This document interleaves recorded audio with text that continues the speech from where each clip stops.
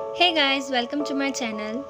आज मैं आपको बताने वाली हूँ एमपीपीएससी मेंस पेपर 30 के साइंस एंड टेक्नोलॉजी का unit 3 part body organs of human beings. तो ह्यूमन बींग्स में जो बॉडी ऑर्गन्स पाए जाते हैं, आज हम उनके बारे में डिस्कस करेंगे। तो हम इसे डायग्राम के थ्रू डिस्कस करेंगे। तो चलिए स्टार्ट करते हैं आज का lecture. So there is internal organs of human beings. ठीक है, तो चलिए शुरू करते हैं। तो ये माउथ से शुरू होगा, ओके, और रेक्टम तक एंड होगा इसका। हम एक एक करके सारे बॉडी पार्ट्स को बहुत ही डिटेल में समझेंगे। सबसे पहले हम बात करते हैं माउथ की, ओके। तो सबसे पहले हम माउथ को देखते हैं। माउथ वाला पार्ट होता है ये, okay. There is a mouth वाला पार्ट, ठीक है। ये माउथ है आपका, है ना, ये माउथ है आपका। इधर आपकी स्लाइवरी ग्लैंड्स होती हैं, ये वाली स्लाइवरी ग्लैंड्स होती हैं, okay. So mouth, tongue and salivary glands, okay. उसके बाद आपके जो पीछे का हिस्सा जो स्ट्रेट रहेगा, ओके, एक स्ट्रेट लाइन जैसा दिखेगा, पाइप जैसा दिखेगा, ठीक है। तो इसे बोलते हैं हम ईसोफेगस। क्या कहेंगे इसे? ईसोफेगस कहेंगे, ओके। इंटरनल ऑर्गन्स में सबसे पहला तो आपका माउथ हो गया, माउथ में टंग हो गया, फिर ईसोफेगस आ गया, ओके। ईसोफेगस के बाद आपका आता है डायफ्राम। क्या आएगा आपका? डायफ्राम।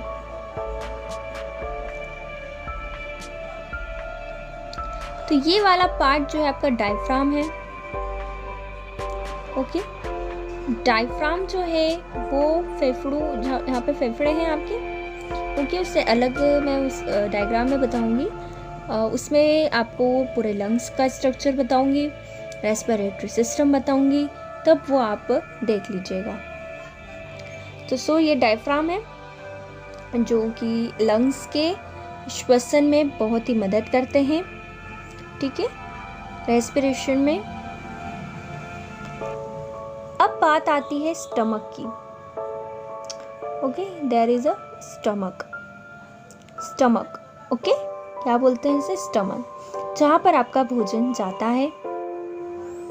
ये है आपका लीवर, जो कि टोपी जैसी संरचना बोल सकते हैं इसकी, है ना। जैसे भी आपको याद रखना है इसकी संरचना को, तो ये टोपी जैसी संरचना होगी आपकी।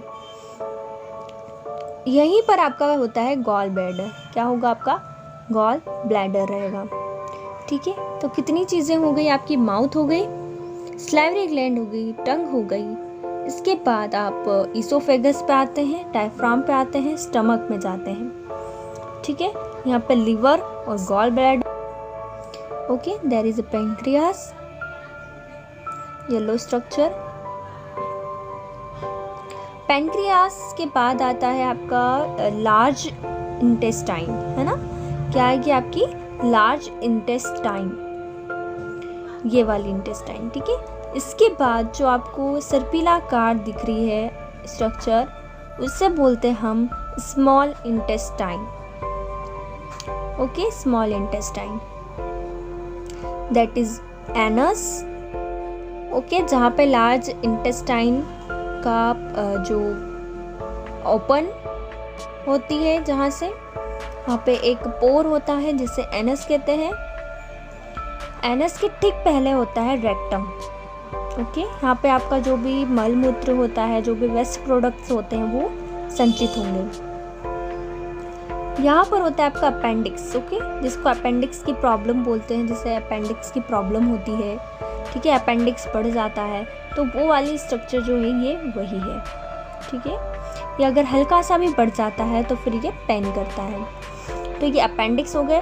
तो इसे हम एलिमेंट्री कैनाल ऑफ ह्यूमन, यानी मनुष्य की आहार नाल भी बोल सकते हैं, क्योंकि इसमें सारे आपके जो आहार संबंधी जो भी ऑर्गन्स हैं वो इंक्लूड है, ओके। तो ये आपके एलिमेंट्री कैनाल्स सिस्टम भी हो गया है आपका। साथ ही आपका इंटरनल ऑर्गन्स वाला सिस्टम जो है, वो सारी चीज़ें इसमें कवर हो गई हैं। इसके बाद आएगा आपका नेक्स्ट लेक्चर रेस्पिरेटरी सिस्टम, और आगे के जितने भी टॉपिक्स हैं बायोलॉजी से रिलेटेड, केमिस्ट्री से रिलेटेड, वो सारे मैं आपसे कवर करवाऊंगी। ठीक है, अब इसका हम छोटा सा रिवीजन ले लेते हैं जिससे आपको बहुत अच्छे से समझ आ जाएगा। ये वाला पार्ट हो गया माउथ, इधर हो गया ये वाला सलाइवरी ग्लैंड, ये वाला हो गया आपका टंग, ये oesophagus, diaphragm, stomach, pancreas, liver, gall bladder, small intestine, large intestine, small intestine, and there is large intestine, anus, rectum and appendix. Okay, तो ये वाला पार्ट आपका सारा क्लियर हो चुका है। आई होप आपको समझ में आया होगा। अगर नहीं समझ में कुछ आया है तो कमेंट्स में जाकर मुझे बता दीजिए। कोई अगर इससे रिलेटेड कोई भी डाउट हो आपको तो वो मुझे बता दीजिए। और आपको इतना कलरफुल जो है डायग्राम मैंने आपको बस समझाने के लिए बनाया है। ठीक है, अगर आप एग्ज़ाम में बनाते हैं तो इसे बिल्कुल ही इतना ज़्यादा विस्तृत करके या फिर इतना ज़्यादा सुंदर बनाने की ज़रूरत नहीं है। आप इसे सिंपल से बना सकते हैं। तो चलिए, आज का लेक्चर हमारा यहीं पे समाप्त होता है। Good luck.